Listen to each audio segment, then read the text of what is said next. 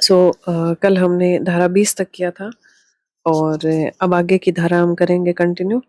धारा नंबर 21, एक सेकंड, हाँ, 21 से लेकर 27 तक आज हमें कंप्लीट करना है। धारा नंबर 21 है सदस्य होने के लिए अर्हित व्यक्ति। अर्हित का मतलब होता है योग्यता, है ना, कि कौन व्यक्ति है जो सदस्य बनने के लिए योग्य है, उनके लिए उसके लिए धारा 21 ए है कतिपय स्थानों पर निर्वाचन के लिए विशेष अर्हताएं। यहाँ पे तो अर्हत और यहाँ पे उनके लिए विशेष अर्हताएं, विशेष योग्यताएं हैं। धारा नंबर 22 है एक से अधिक वार्ड के लिए निर्वाचन लड़ने पर निर्बंधन या प्रतिबंध जो भी है। और धारा नंबर 23 यानों ध्वनि विस्तार को आदि के उपयोग पर निर्बंधन। धारा 24 के लिए सदस्यों के लिए साधारण निर्भरताएं। धारा 25 है जो मतदान का अधिकार। 26 है निर्वाचन में मत देने की रीति। और 27 है आकस्मिक रिक्तियां किस प्रकार भरी जाएगी। ओके, और अब हम करते हैं कि धारा 21 का है कि सदस्य होने के लिए अर्हित व्यक्ति।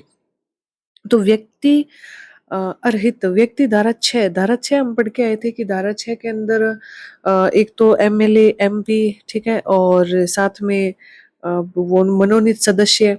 तो कितने मनोनीत सदस्य हैं? 6, 8, 4, है ना, तो वो हमें याद रखना है उसके। और 24 धारा हम आगे पढ़ेंगे जिसमें हमने पढ़ा है कि निर्हरताएं हैं 24 धारा में, तो हम आगे पढ़ेंगे कि उपबंधों के अधीन रहते हुए सदस्य चुने जाने के लिए क्वालिफिकेशन। तो इसमें पहला क्या है? एससी एसटी पिछड़े वर्ग के आरक्षित स्थानों के लिए इन्हीं वर्गों का व्यक्ति हो।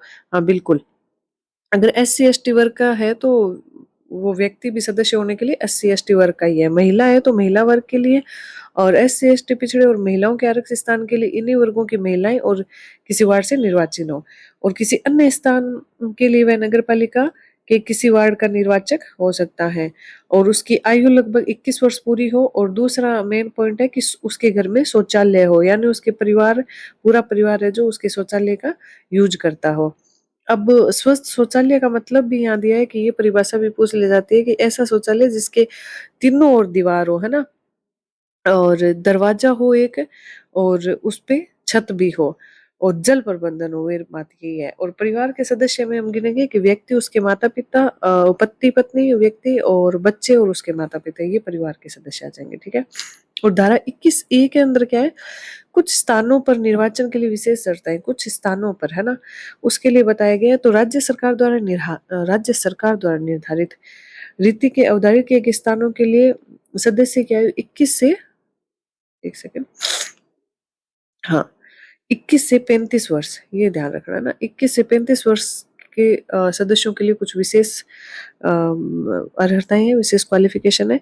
जैसे कि एससी एसटी वर्ग या महिलाओं के लिए आरक्षित स्थानों में से प्रत्येक 2 से अधिक स्थान अवधारित नहीं किए जाएंगे, मतलब 2 स्थान उनके लिए निर्धारित होंगे।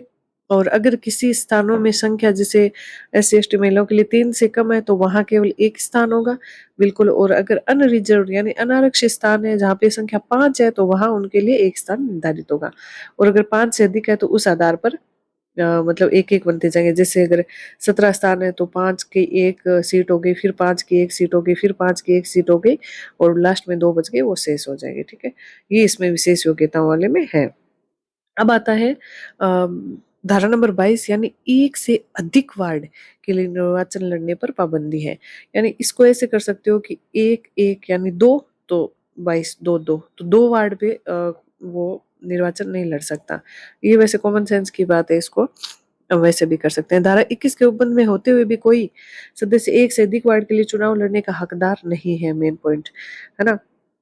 यदि उसने एक से अधिक वार्ड का नामांकन दाखिल कर दिया है तो एक स्थान से छोड़कर सभी स्थानों को अपनी उम्मीदवारी वापस ले लेगा। अगर वह नहीं लेता है तो उसको नोटिस दिया जाएगा और वो नियत तारीख की 3 बजे, दोपहर 3 बजे तक लिखित नोटिस देगा। और उसके बाद अगर एक स्थान छोड़कर अन्य स्थान को उम्मीदवारी वापस नहीं लेता है तो बाकी सभी उसकी उम्मीदवारी है जो रद्द कर दी जाएगी, बिल्कुल। और राज्य सरकार के उसके नियमानुसार। फिर आता है धारा नंबर 23, यानी ध्वनि यानी व्हीकल और ध्वनि विस्तार को लाउड स्पीकर उपयोग पर पाबंदी। कब? जब नगर पालिका के निर्वाचन के लिए अधिसूचना प्रकाशन की तारीख से निर्वाचन की संपूर्ण प्रक्रिया की अवधि तक राज्य निर्वाचन आयोग उम्मीदवार या कोई भी agent vehicle, loudspeaker, cutout, hoarding poster, banner आदि का युक्तियुक्त पाबंदी लगा सकता है। यदि वे इन उपयुक्त उपबंधों का उल्लंघन करता है तो 5,000 तक का जुर्माना, याद रखना, और 6 वर्ष तक आगामी 6 वर्ष तक वो चुनाव नहीं लड़ सकता।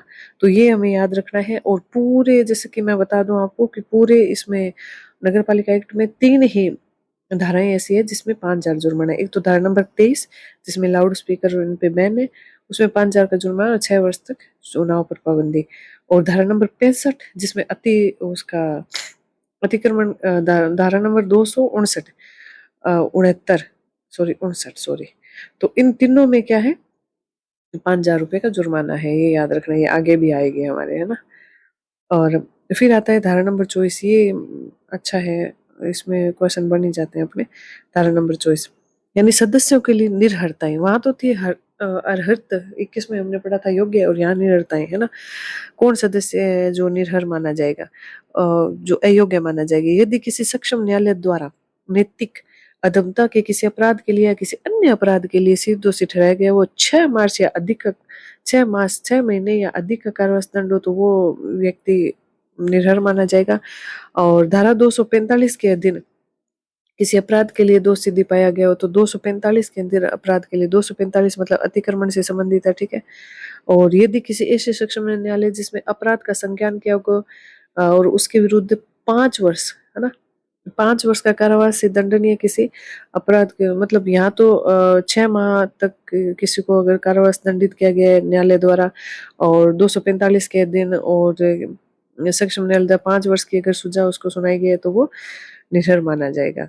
और खाद्य अपमिश्रण निवारण अधिनियम, ये याद रखना, 1954, खाद्य अपमिश्रण निवारण अधिनियम का दोषी ठहराया गया हो।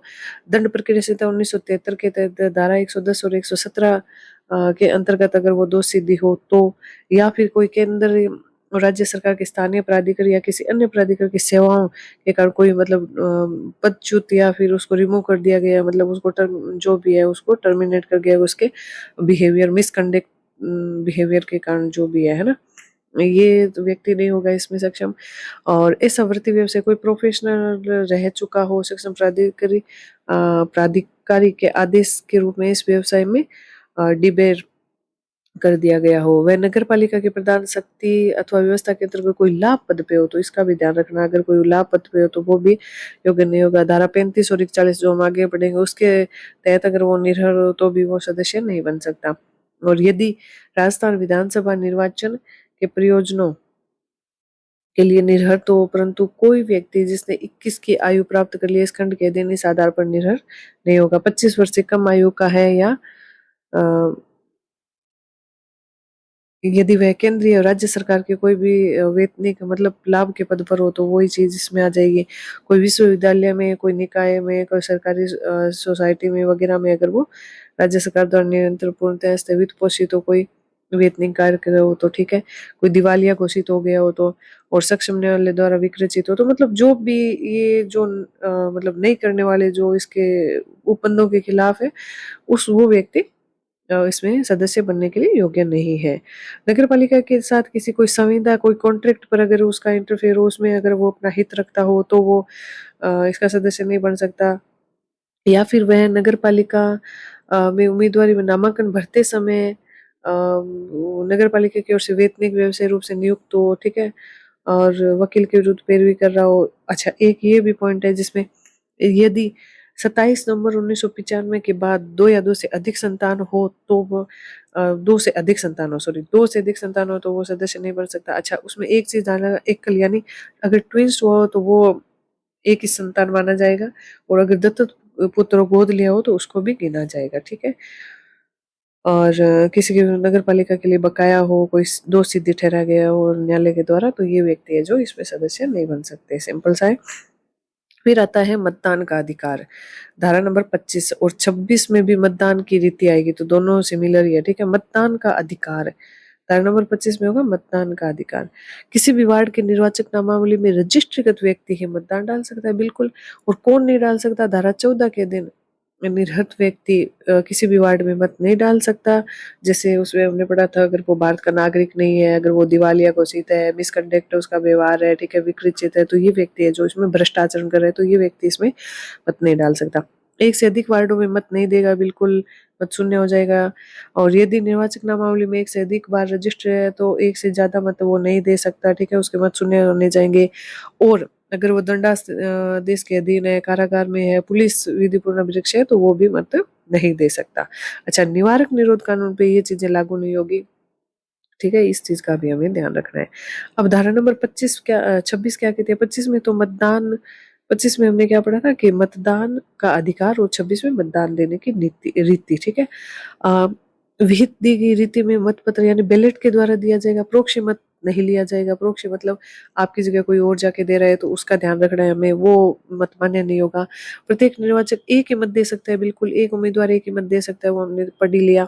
मत देने के लिए अभिलेखित करने के लिए मतदान मशीनों का ही प्रयोग किया जाएगा। राज्य निर्वाचन आयोग परिस्थितियों को ध्यान में रखते हुए मतदान मशीनों से वोटिंग या किसी वार्ड या वार्डों को अंगीकृत कर सकता है, बिल्कुल मशीनों से वोट दिया जाएगा, ठीक है।